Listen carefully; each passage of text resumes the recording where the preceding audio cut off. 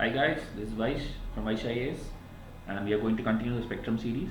We have completed till chapter 14 and also part 1 of chapter 15 was already uploaded. So let's continue, and this chapter 15 is about certain administrative policies of the British government with respect to the judiciary, police reforms, civil services and all those things. And chapter 16 is about the Indian states, that is a bit of post-independence, just immediately after independence, how did different states come to the unified India, or the accession of even the Kashmir, which is even a problem today. So we'll see. Chapter 16 is a very small chapter, 2 to 3 slides only, but chapter 15 we'll do it on the basis of timeline, like how different governor generals did lot of reforms for each of these sectors like judiciary, civil services, police, army, etc. So let's begin. First, we'll deal with different schools of thoughts which developed in the 18th century, and the characteristics of it is rationalism. That is, it's about different governor generals who came up in different times and their different type of thinking or different approach towards Indian land and Indian people. So the first one is rationalism, who showed reason and scientific attitude. So these people were, the thinking were like little bit scientific. Another school of thought is humanism, that is love for man, liberalism, socialism, individualism. So these people were concerned about the well-being of people. So there were people who promoted humanism also. Then doctrine of progress, that is nothing is static, society should change with time. Okay, so these are just to make you understand that governor generals, like, all were not of the same thinking. Everyone came with a different ideology. It changes when time is changing. So we'll see different schools of thoughts. There were conservatives. Examples are Warren Hastings, Monroe, Elphinstone, Metcalfe.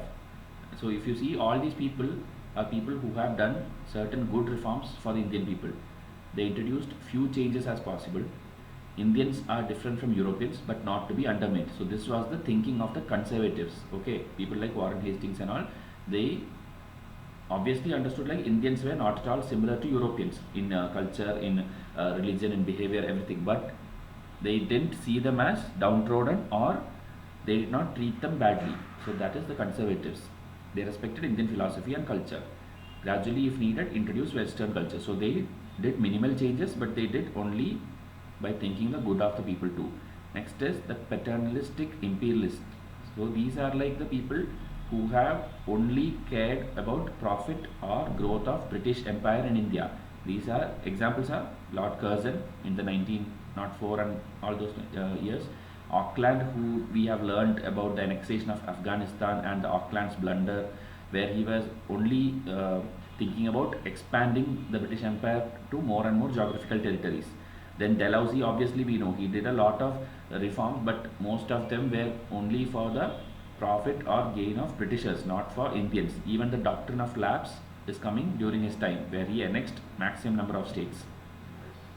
Became influential after 1800. So this is almost the timeline. Before 1800 it was more of conservatives, but after 1800 imperialist expansion began. Sharply critical of Indian culture and lifestyle, preferred enslavement. Now there is a group called radicals. Okay, so this is the best example is William Bentinck. They knew Indians were capable and should be helped to improve.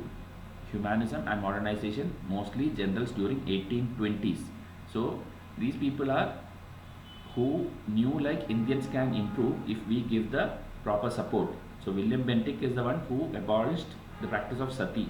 So he was very close to Raja Ram Mohan Roy. So this is 3 types of schools of thoughts: conservatives, imperialist and radicals. So you should know this in case you need to understand the thought process of different governor generals in India at various timelines. Next we'll see about local self-government in India, because we have seen a lot of center-state relations and center-state policies in different acts in chapter 11. When we saw from the regulating act till the Independence Act, we saw different provisions for state as well as center. But what about the third tier, the local bodies? So we'll see how it grew.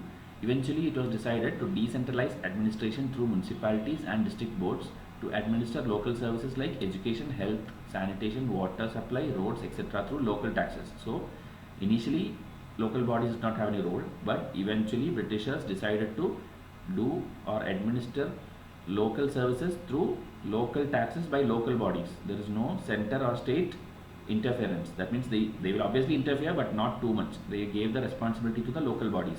So we'll see what were the reasons for this kind of decision all of a sudden.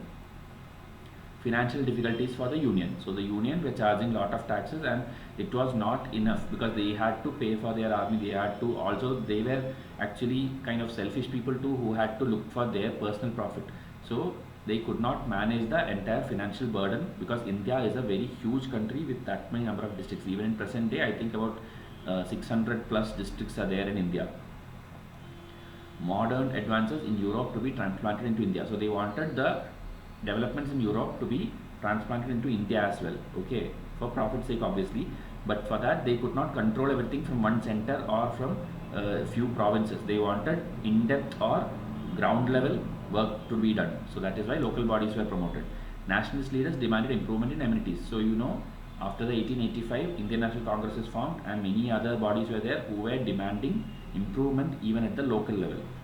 Involve Indians in administration without undermining British supremacy. So you know, in every request by the nationalist leaders, they will tell like Indians should be entering into administrative service. So the British wanted to appease them, but they did not want to reduce any of their English officers at their center or state level. So they thought, why not start a local body where they can induct more and more Indians. That is why even district courts or in every sector, whether it be judiciary, whether it be in administration, everywhere you will see a third tier coming into picture, and there Indians could enter.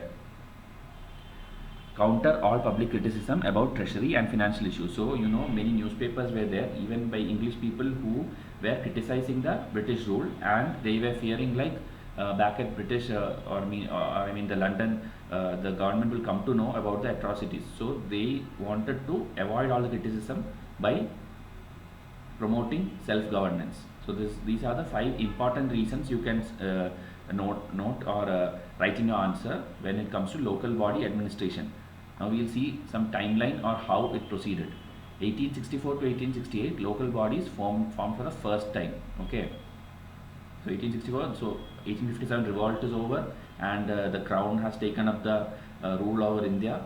So after that only local bodies came for the first time. Okay, and it was nominated members, just like a district magistrate, like the collectors were appointed for the first time that time in local level, I am telling, and that is how Indians could gain entry.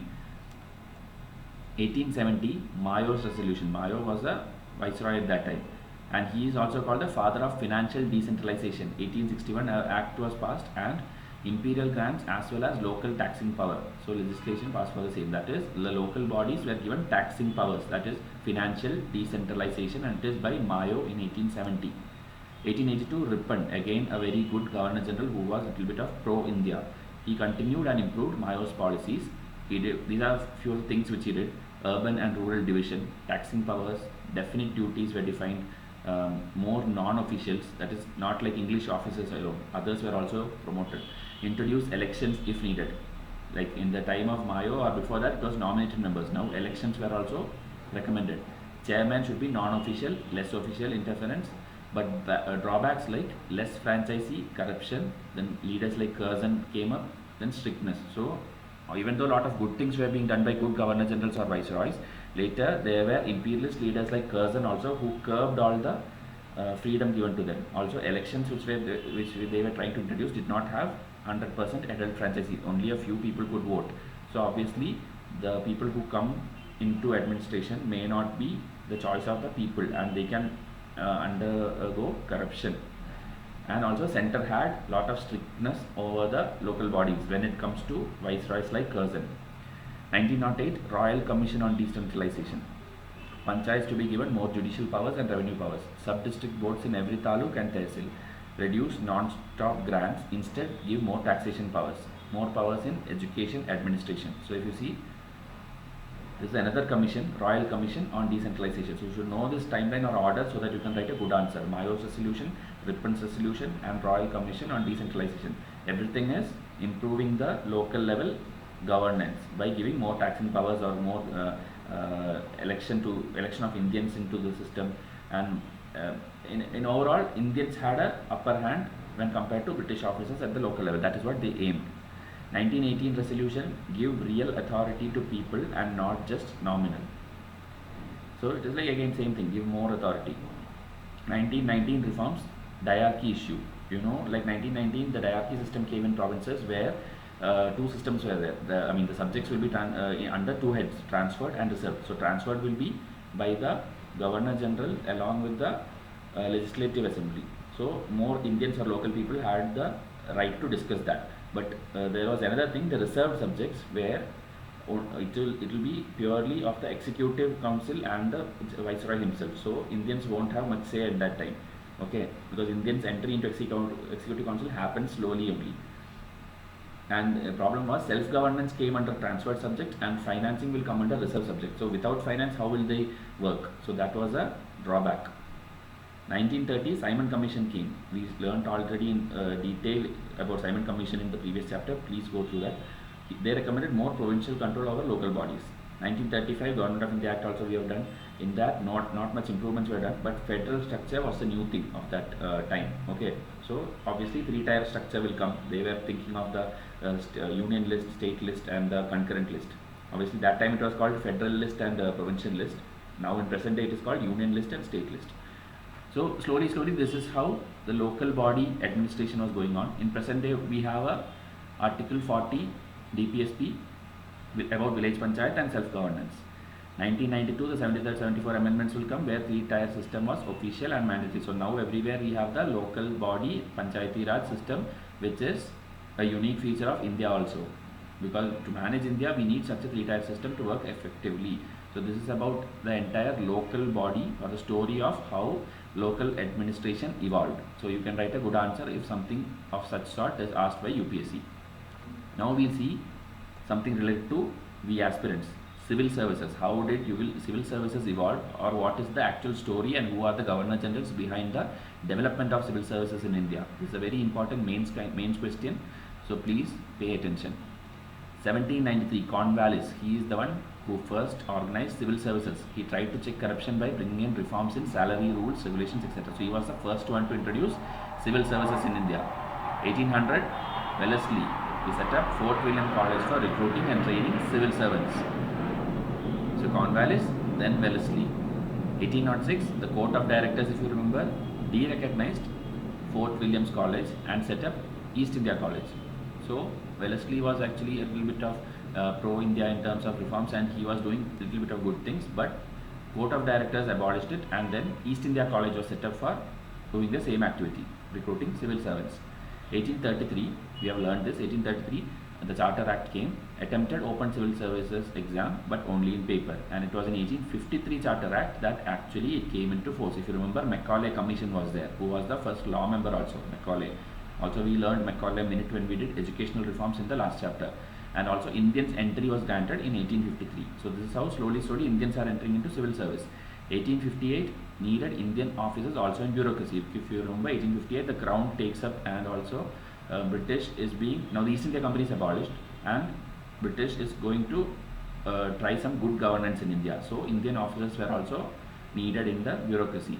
1861, the Indian Council Act we have seen. There also an Indian Civil Services Act was passed, and according to that, exam was in England only, in English subject, on Greek and Latin subject. Okay, so it was a little bit difficult by 1861 for Indians to gain entry, because exam is not happening here. Also you will know the age limit also was being reduced. Okay, age limit was initially 23 at that time. Slowly different Governor Generals reduced it to 19. So you can imagine how difficult it will be. At the age of 19, you will have to prepare for civil service and clear that too by going to England in English language on these kind of subjects. Even then, in 1863, the first Indian to clear the civil service exam is Satyendranath Tagore. In I think one of the video I mentioned it incorrectly. I have mentioned about Satyananda Sinha or something. By mistake I have taken the wrong name in that video, and I also mentioned in the comment under that video. So it was corrected there, and again I am repeating, Satyendranath Tagore is the first Indian to clear civil services. Another name which you will get confused is Satyendranath Sinha. Who is he? He is the first Indian to gain entry into the Viceroy's Executive Council, that we seen in 1919 reforms in chapter I think 11 or 12. So this is the Now Indian has entered. Now we'll see 1878 what happened. Lytton will come into power, and according to his policies, 1/6 of the post would be for Indians and nominated by local government. So positions are increasing. 1879, this is what I told. Age limit had reduced by this time to 19. 1885, INC raised issue about age and also conduct exam in India as well. So 1885, Indian National Congress is formed, and now they started raising issues. So Indians should have more opportunities. 1886, you have to remember these names: Etchison Committee. One more committee will come, I think, Lee Committee in about 1924, I guess. Lee Committee and Etchison Committee is related to civil services. You have to remember this because UPSC last year asked about Butler Commission. Butler Commission is related to what? And the answer was center-state relations, which we had already covered in our Facebook page long back. So if you had paid attention to our Facebook page and YouTube, you would have able to answer for 2017 prelims. Now 2018, please do not forget about Etchison Committee and Lee Committee, which is going to come. 1893, resolution passed for exams in India, but only in Europe. I have to check what is this statement. Something is incorrect. Okay, 1919, responsible government in India, more Indians. So see, now 1/3. So as the years pass by, more and more positions are being given to Indians. 1924, Lee Commission, this is what I told, and they had a vision like in 50 years it should become half Indians, that is 50% should be Indians and 50% should be Europeans. And PCS, PSC is actually Public Service Commission was set up, education and medical provinces. So in the province, the educational board, the medical board, all those kind of things, Indians were preferred, okay, in the local level. So this is how civil services proceeded up till 1924. 1935 reforms, if you remember, the Federal Public Service Commission, Provincial Public Service Commission, and the Joint Public Service Commission was set up. Indian bureaucrats acted as agents to British rule. So problem was that even though Indians were being promoted, the bureaucrats were engaging in corruption and they were loyalists to British rule. Even when you remember the Quit India movement, which we learned, most of the high-level bureaucrats did not participate in Quit India movement because they were supporting the Britishers. So you should learn to connect the history of civil services with various events in the nationalist struggle also. So this is the entire story of civil services in India. Hope you got a clear idea of it. Next we will see about the police services in India. Okay, many of you will be preparing for the same IPS. So we'll see how that evolved. So this is again Cornwallis. So if you see civil service and police service, both are by Cornwallis. That was 1793. This is 1791. He was the first to organize police services. Initially, it was zamindars who did the police kind of duty. Okay, checking a bit of law and order and all those things in their small units, small communities. Thanas, Daroga, Superintendent of Police. So these were initial terms. The police stations were called Thanas. The officers were called Darogas, and SP post was there. These were initial things in the 1790s. 1808, Mayo appointed SP for each division, appointed spies. So this term you have to know, Goendas. Goendas mean the spies which are appointed that time. But the system was a failure. Okay. Court of Directors ordered abolition of Darogas in all places except Bengal. So now it's actually deteriorating. The system is going backward. Whatever was there is going away. 1830s, William Bentinck abolished the SP post also, and now collector is made in charge. Okay, the collector who was initially, the post was made for revenue collection, not for administration. Okay, now he's made a responsible person for police services also, but that also again failed. So if you see, the police service was deteriorating over the years. 1860 is the time when police commission was formed, constable, inspector general, SP, these kind of posts came, and it is being uniform. 1861 Police Act, not all India level, but ranks are valid, meaning ranks are valid across India, but every district or every province did not have police officers. It was only in noted provinces. By 1902, CID was appointed in provinces, and Central Investigation Bureau, like our CBI kind of thing, was there in center. Okay, so CID and CID came around 1900s. Also, you should know, by 1860s was the time when the CRPC code, the CPC, that Civil Procedure Code, and all those things came into existence. That I think in the next slide we'll see. So this is a broad timeline of police services. This, I think we have picked points from here and there and compiled it for you. So this is about police service. Now we'll see the next one, which is about judicial service, which we'll see in detail because UPSC have asked 2 or 3 questions in prelims based on this. So here it is not Cornwallis, it will be Warren Hastings, because if you remember, the Supreme Court was set up in 1774 after the Regulating Act. So you should remember, Judicial Service, it is not Cornwallis, it is Warren Hastings. So here we'll see different types of names, okay, different court names. It will be one for civil and one will be for criminal, and they will have a appellate kind of thing. One will be the local one, and where you can go for appeal. So civil cases, if you see, it was called District Diwani Adalat, and it was under the collector. Initially I am telling, and the appeal will go to Sadar Diwani Adalat. So the term Diwani, you should remember, it is for civil cases. Okay, District Diwani, Sadar Diwani. And there Hindu and Muslim laws were followed. That time there is no CRPC, and they will follow Hindu religion laws for Hindu people, Muslim religion law for Muslim people. That was the initial one. Now the criminal cases. Here District Fauzdari Adalat and Sadar Nizamat Adalat. So this Fauzdari and Nizamat is for criminal cases.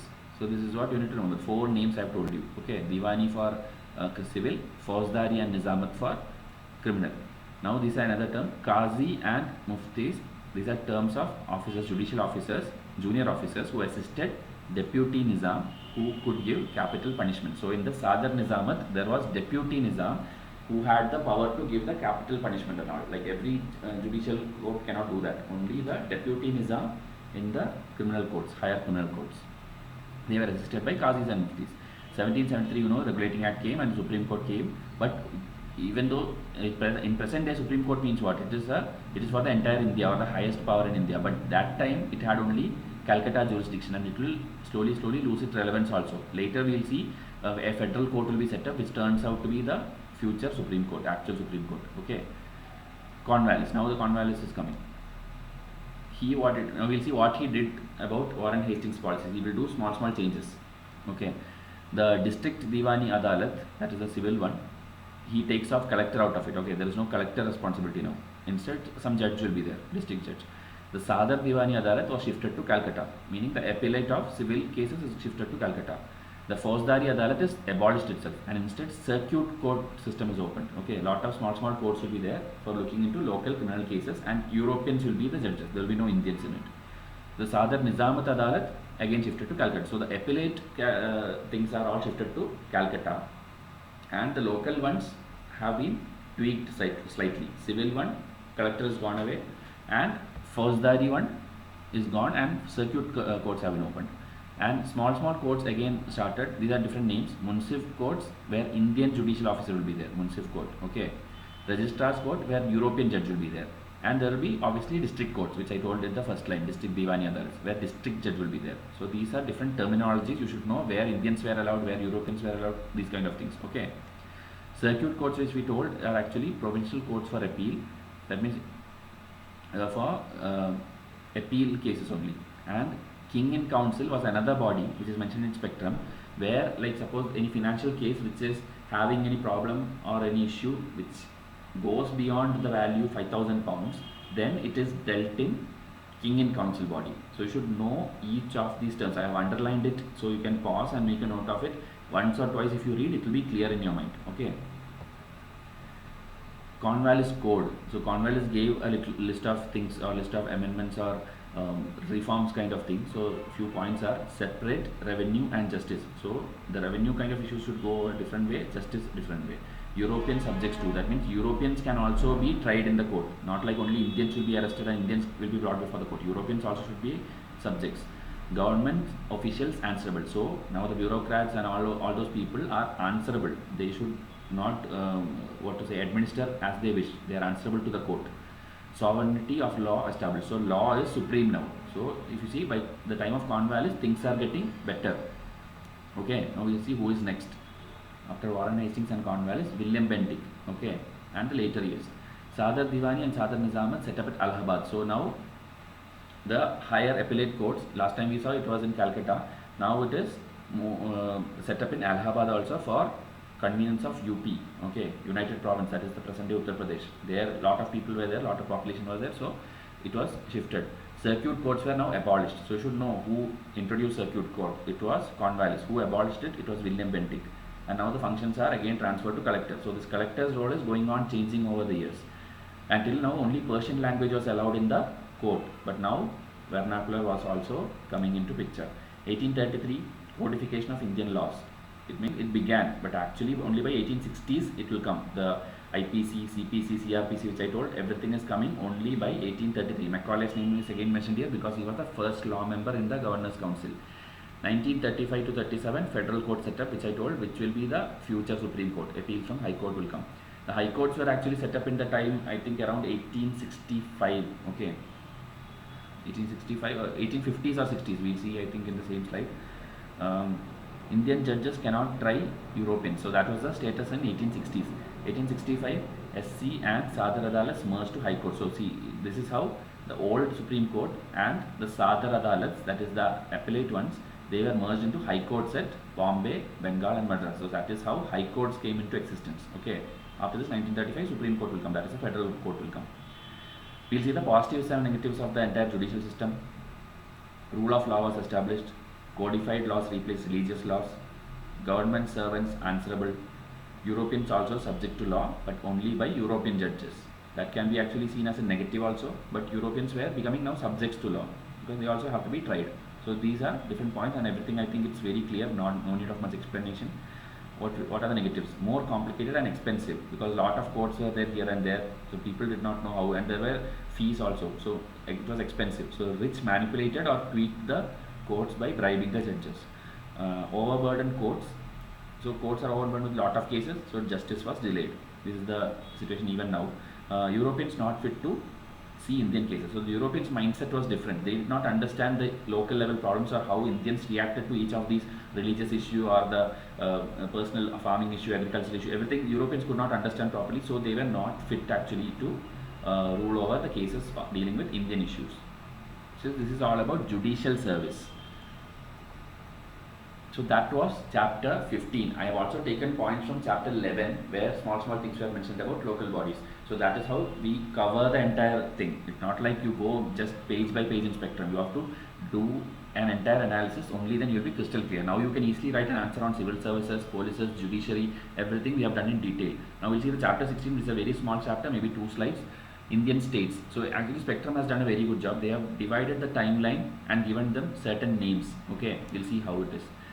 Around 562 princely states were there in India at that time of independence, and the largest being Hyderabad with it's not largest, one of the largest with 14 million population, and even small Bilbari was one of the princely states with only 27 people in it. So that was the variation or types of princely states available in India, total 562.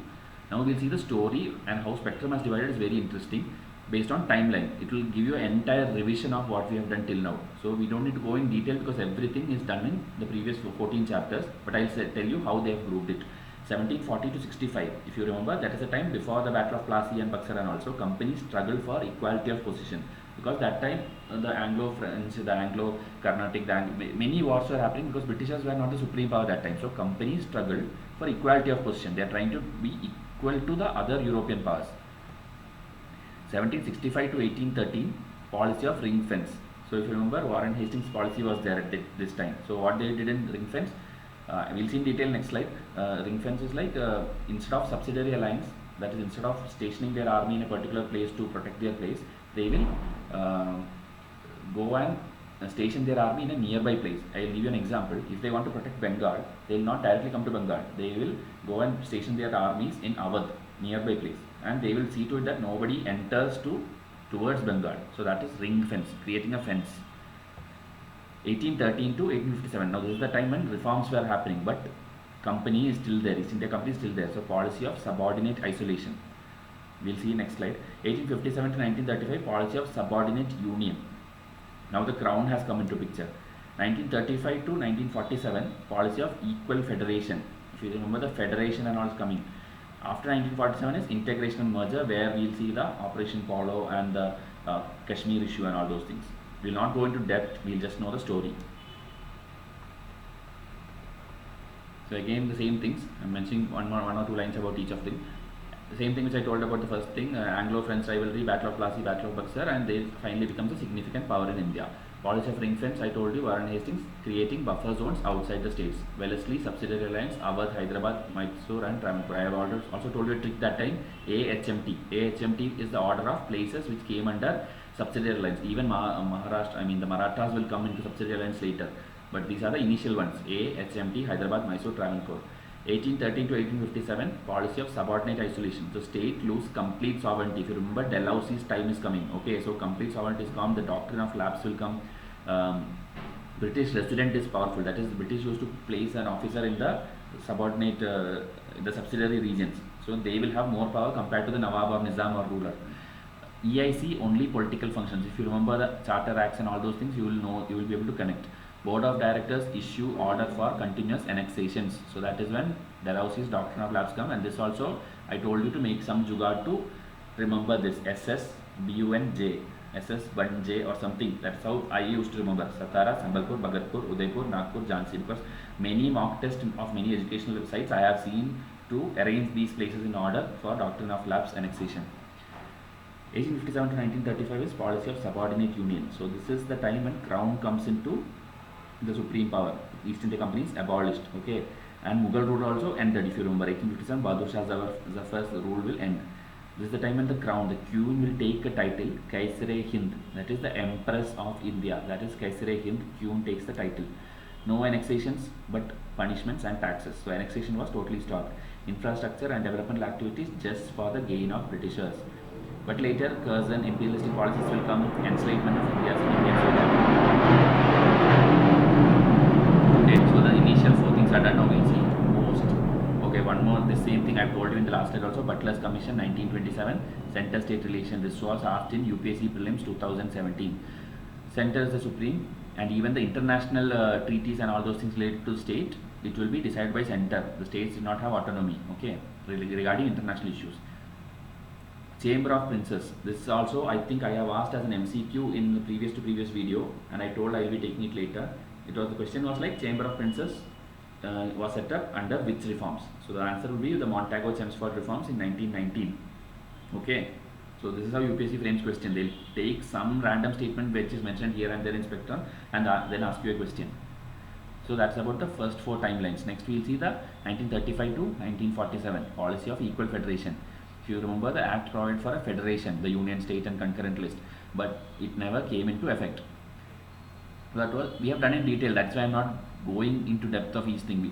Chapter 16 is just a summary of everything which we have learned. So don't worry like I'm not covering anything. It is all covered in our previous videos. Okay, this is just a summary and a revision for you. After 1947 is the story of integration merger. So Sardar Vallabhbhai Patel becomes important here. Mountbatten plan happened, at least statement came, everything was related to the independence of India or free dominion of India and Pakistan. They did not give sovereignty to states, okay, meaning states cannot decide anything for themselves and they cannot declare themselves as a country. They have to join one of the dominion. States, provinces, principalities also scattered but under common dominions of India or Pakistan. Same thing, they cannot go individually. Sardar Vallabhbhai Patel, States Ministry at that time of interim government, if you remember, along with VP Menon, who was the secretary to the States Ministry, appealed for a unified India. So they wanted to generate this feeling of patriotism and all, which even the present day government is trying to do. Only if there is some emotion between the entire people in entire India, from across India, only then India will sustain the same way as it sustained for all these 10,000 years of Indian history. August 15, 1947, about 136 joined Indian mainland. Okay, like few were going Pakistan, few were going India, but obviously nothing went to Pakistan. There were attempts, like if you see the example of Hyderabad, we'll see three important places which is always mentioned in all the history books. One is Junagadh, then is Hyderabad, then it's Kashmir. So we'll see what happened or how it was actually unified, because it was not initially freely coming into India. There were some issues or resistance. So why Junagadh? Because there was a Muslim Nawab and there were also the Hindu Sabhas, and each one wanted to go different direction. One wanted to go Pakistan side, one wanted to go Indian side. So finally what they told, we'll do a plebiscite. Plebiscite is a form of direct election where people will vote with a yes or no, here or there. Okay. So finally it was decided India is the answer to Junagadh. So they joined India. Police action at Hyderabad. Hyderabad, actually Nizam was not willing. They wanted to be a sovereign state kind of thing. They were more aligned to Pakistan because of more Muslim population, and the Nawab had a mind of its own. So Vallabhbhai Patel had to, he tried talking, it did not work out. Then Operation Polo was launched, where it was like, it is called police action, not military action, police action. The forces were, troops were sent, and then it was captured. So the Nawab's troop, it's a term actually, Razakars, you can remember, it is the Hyderabad Nawab's troops, Razakars. One other term we learned today is Goendas, if you remember, spies, Goendas. So you should remember, okay. Next is the Kashmir issue. The issue there was, while dividing India, Mountbatten or Radcliffe, they did not outline the Kashmir's map properly. And another issue was the king who was ruling there was a Hindu king, and the population is Muslim. Majority, I'm telling. Okay, it's not like Hindus are not there, but majority is Muslims. Even now, it's like that. So, king wanted to remain independent. He don't want to go to Pakistan. He don't want to go to India. He wanted it as a separate country kind of thing, which was not as per Mountbatten plan. And things were going like that. India also did not interfere. But suddenly, soon after independence, around October or something, like August, we got independence. In 2 months' time, Pakistan's side, like today it's happening, ceasefire. Some groups entered, and it was named like it was tribal militia, but actually people are telling, or it was, there is proof like it was under actually Pakistan's idea only to come and capture Kashmir. So tribal militias entered. Now the king became helpless. They couldn't resist it because they had a lot of arms and these kind of things. So they signed an instrument of accession. So that is how Kashmir comes under India officially in October 1947, and Indian troops were sent to help to fight the Pakistani tribes, and it was going good only. India could have captured properly, and Kashmir would have been a part of India peacefully in the sense, obviously it is a war, but at least without problems like we see today. But problem was here, the Nehru's blunder will come. Okay, he goes and involves United Nations. He goes into All India Radio, and in his speech he tells like we are involving United Nations, and also informs the United Nations. So problem is like once United Nations comes into picture, if they give an order of ceasefire, wherever the fighting was happening that time, it has to be stopped there and line will be drawn there. That is how the LOC, line of control, was drawn, and now we have a place called POK, Pakistan Occupied Kashmir, which they call as Azad Kashmir, and even trying to make it as their 5th district, the Pakistan's 5th district, if you know, 5th state you can call it. So after this only the Article 370 was drafted, because you see the timeline is 47, the constitution is still being drafted, only by 49 it will be done. So this is the time when Kashmir got special status, and till now for the last 70 years we are fighting for the same thing. Proper defining of various states, linguistic division, etc. happens from 1956. This is actually now polity angle. Just for a conclusion note, I mentioned here, because we will know a lot of committees will be formed later. Even Jawaharlal Nehru, Sardar Vallabhbhai Patel, everyone will come, and that is how India will be shaped into the 29 states which we see today. So that story we will see in polity.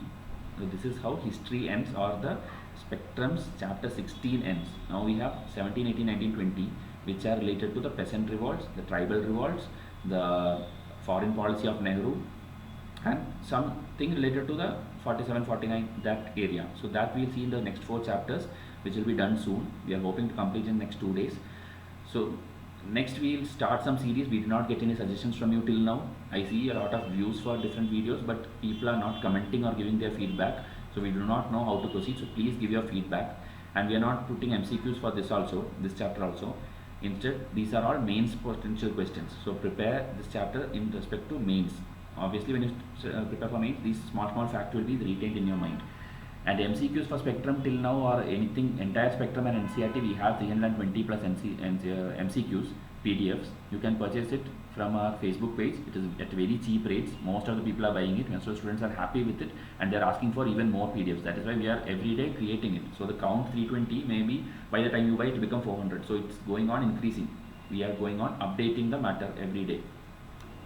Okay.